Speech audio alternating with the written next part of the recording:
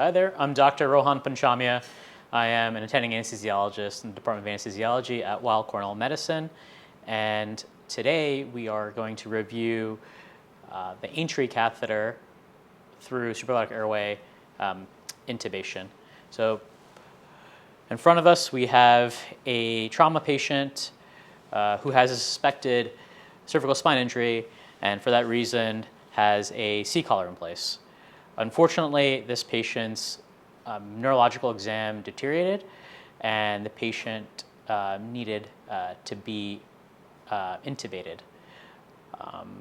After a few attempts at intubation, a rescue airway in the form of a supraglottic airway, in this case the I-gel, was placed to ensure oxygenation ventilation.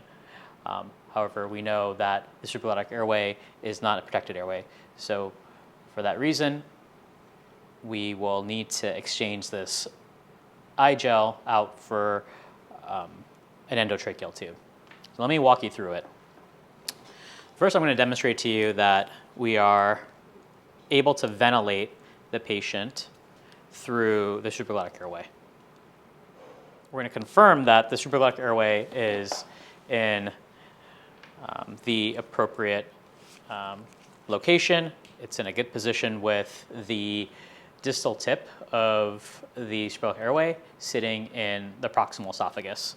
So we can do that by inserting a fiber optic bronchoscope to see where our supraglottic airway, how the supraglottic airway is positioned in the upper airway.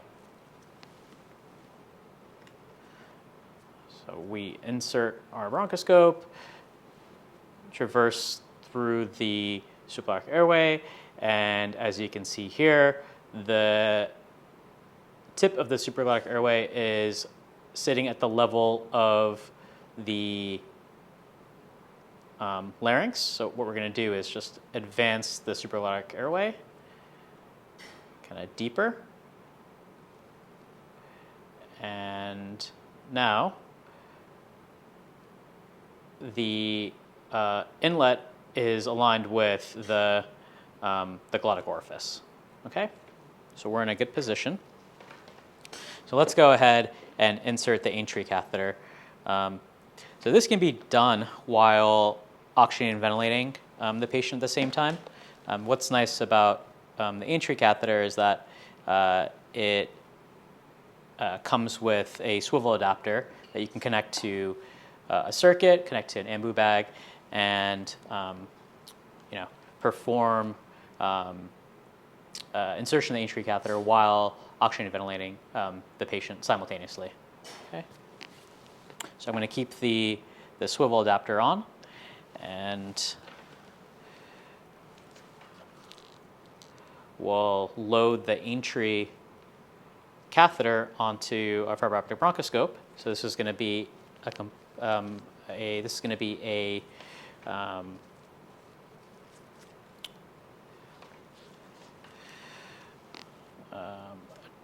procedure that's with visualization throughout versus a blind procedure. So let's go ahead and insert the Aintree. So we're going through the supraglottic airway here, right? And I want to make sure that our bronchoscope shaft is completely straight. So whatever I do up top at the controller is translated below at the tip. Okay, you can see the epiglottis, and we see the vocal cords, the glottic orifice, and I'm going to navigate the bronchoscope subglottic. Okay, and make sure that the Aintree catheter kind of follows the bronchoscope as one unit. Advance further until I'm just right above the carina in our patient, and you can see here we're at the carina. So at this point, we're going to deploy the Aintree catheter, okay, under direct visualization. You can see it's positioned right above the carina, confirmed with the bronchoscope. And pull this out, our fiber optic bronchoscope, and save it for later. So the next step is to remove the supraglottic airway over the Aintree catheter. The Aintree catheter kind of serves as a placeholder for us. Once the supraglottic airway is out of the airway, so let's remove the swivel adapter and then the supraglottic airway over the Aintree catheter. And this can be done by counter advancing the Aintree catheter just a few centimeters, probably no more than 26 centimeters at the lip to ensure that the Aintree catheter doesn't migrate out of the airway while the supraglottic airway is being removed. And I'm going to use my right index finger to tack the Aintree catheter, so that it's another step to make sure the Aintree catheter doesn't move while the supraglottic airway is coming out. Okay. Supraglottic airway is out. We can confirm that we're still in the airway with the Aintree catheter by inserting our fiber bronchoscope within the lumen of the Aintree. And as you can see here, we are probably a little deep, so we're going to pull back, and we see carina right there. Great. So we're in a great location for the next step, which is inserting the endotracheal tube over the Aintree catheter, cell joiner technique. Okay. So first, I'm going to preload our endotracheal tube over the Aintree catheter. See here, and want to make sure that we have control of the Aintree catheter at all times. So we're going to kind of pull back, retract, and grip it up top. Okay, and we're going to advance our endotracheal tube over the Aintree catheter further to the upper airway, and at this point, it's probably at the level of the hypopharynx.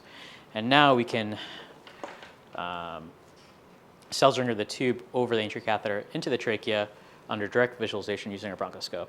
So we're going to go down the Aintree catheter, the bronchoscope, make sure we're still in the airway. And as you can see, we are. And at this point, either you or an assistant can advance the endotracheal tube over the Aintree.